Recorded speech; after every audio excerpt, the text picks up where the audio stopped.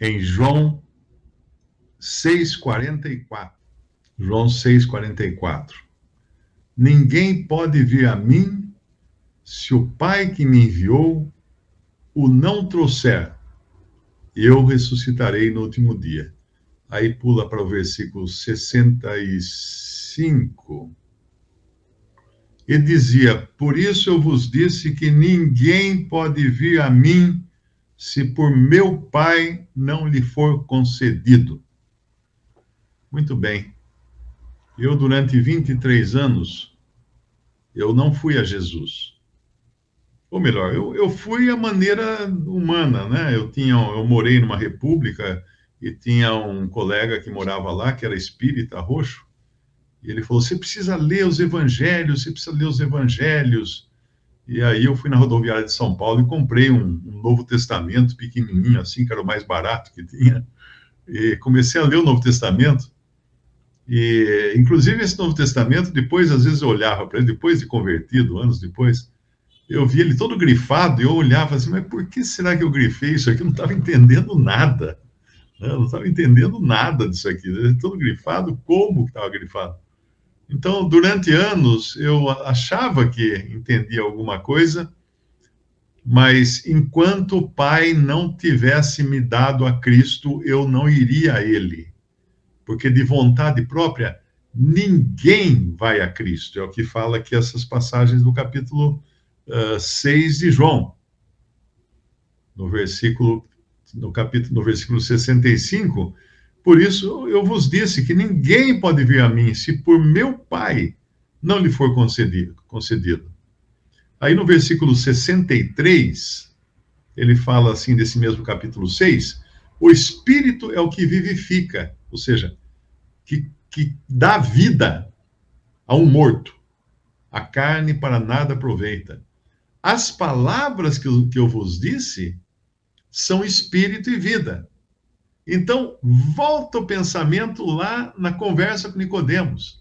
Se não nascer da água e do espírito, não pode entrar no reino de Deus. Que água? Vai lá para Efésios 5. A água da palavra. Por que a água da palavra? Porque a água da palavra é uma água que não se degenera. Vai para 1 Pedro, quando fala que somos gerados de novo, não de semente corruptível, mas da incorruptível, pela palavra de Deus. Então, o primeiro, se você analisar, foi Deus, então, foi o Espírito Santo de Deus que levou Nicodemos, que despertou no coração de Nicodemos o desejo de ir a Cristo, que encaminhou ele, fechou o funil. Eu gosto de pensar quando eu olho para a minha vida antes de me converter, eu começo a lembrar de tantas coisas que aconteceram, que era como se eu estivesse num grande funil, e esse funil fosse cada vez mais fechando,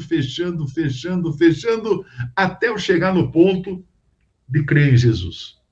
Muitos eventos foram acontecendo, muitas coisas, pessoas que me falavam alguma coisa, livros que eu li, todas as coisas iam encaminhando. Naquele tempo não tinha internet, não dava para ler ou assistir vídeos, né? Mas eram coisas que iam encaminhando até que um dia,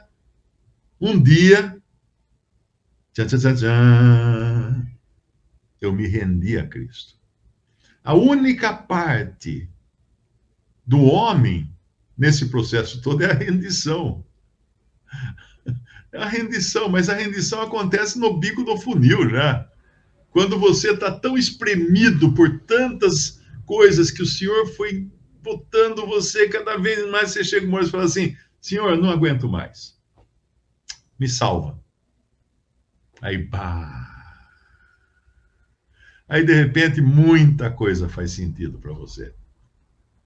Muita coisa. Uma das histórias mais lindas de conversão é a do centurião romano, né? Lá em Atos 10, Cornélio, porque nós vemos que Cornélio era nascido de novo. Mas como ele era nascido de novo? Sim, ele era nascido de novo, porque ele dava esmolas, e as suas esmolas eram guardadas na memória de Deus. Ele buscava a Deus, fala lá, Cornélio era um homem temente a Deus, esses eram sinais de vida. Eram sinais de vida.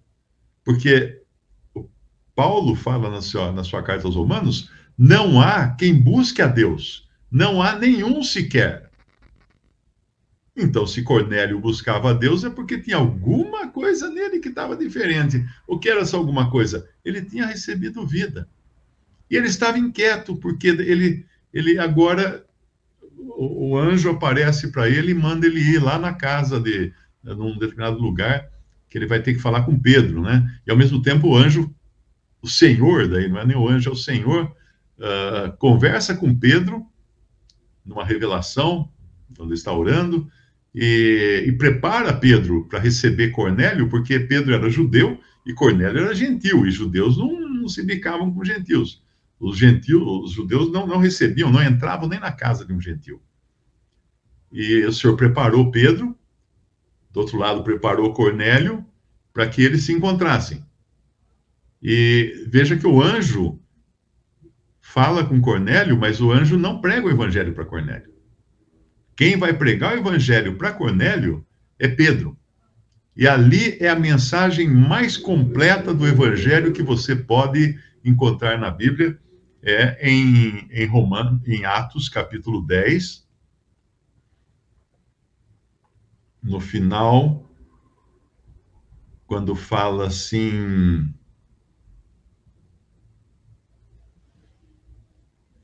no versículo 36, a palavra que ele enviou aos filhos de Israel, anunciando a paz por Jesus Cristo, este é o Senhor de todos. Esta palavra, vós bem sabeis, veio por toda a Judéia, começando pela Galiléia, depois do batismo que João pregou, como Deus ungiu a Jesus de Nazaré com o Espírito Santo e com virtude, o qual andou fazendo bem e curando a todos os oprimidos do diabo, porque Deus era com ele. E nós somos testemunhas de todas as coisas que fez, tanto na terra da Judéia como em Jerusalém. Então, o primeiro passo do Evangelho é apresentar as credenciais. Quem é Jesus? Quem é Jesus? Aí no versículo 39, ele fala, ao qual mataram, pendurando-o no madeiro. Esse é o segundo passo. Falar da morte de Cristo e por que ele morreu. Um evangelho que não tenha sangue não é evangelho.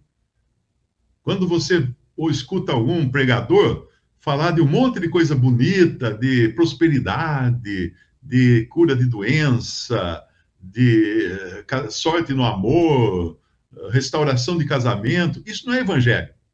Isso qualquer palestrante motivacional fala essas coisas e às vezes até melhor do que o pregador.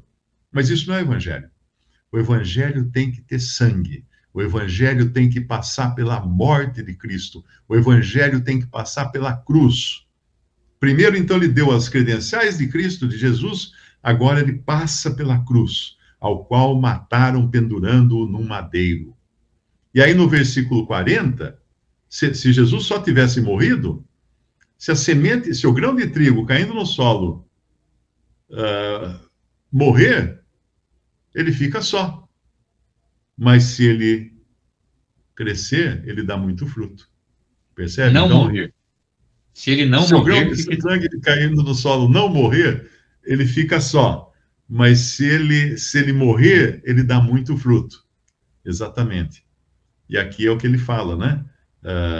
Pendurando no madeiro, a este ressuscitou Deus ao terceiro dia. Então, precisava reviver para dar muito fruto agora. E fez que se manifestasse, não a todo o povo, mas as testemunhas que Deus antes ordenara a nós que comemos e bebemos juntamente com ele, depois que ressuscitou dentre os mortos.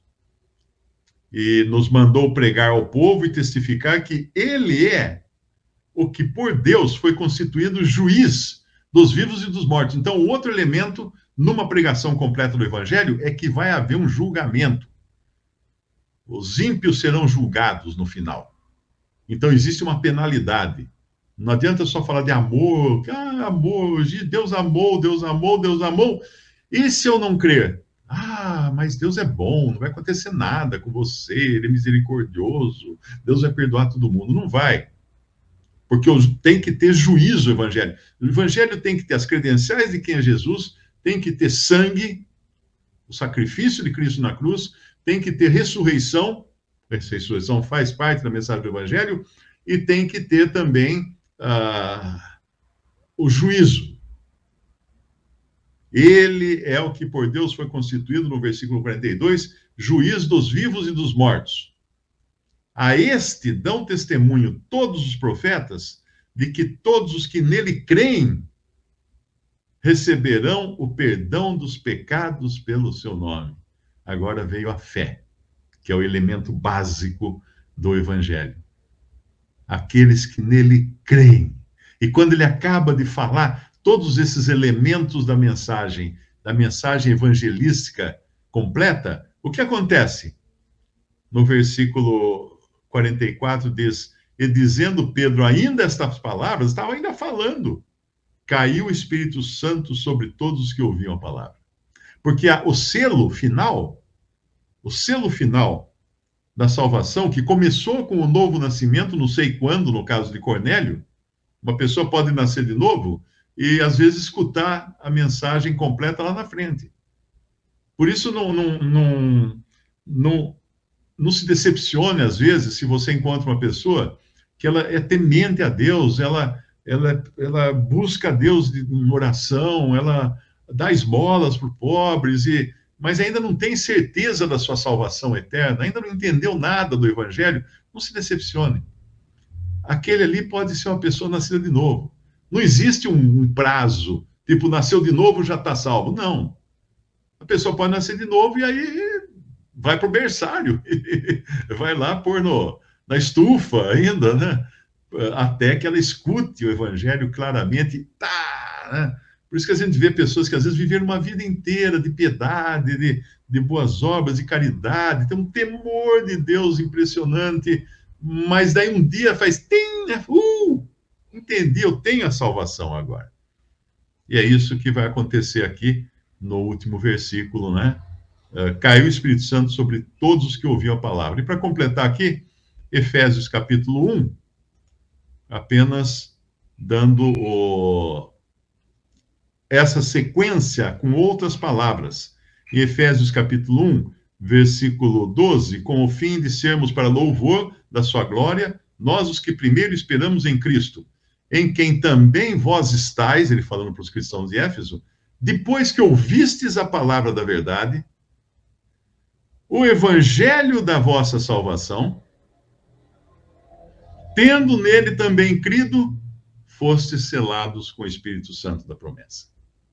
Aí está completo.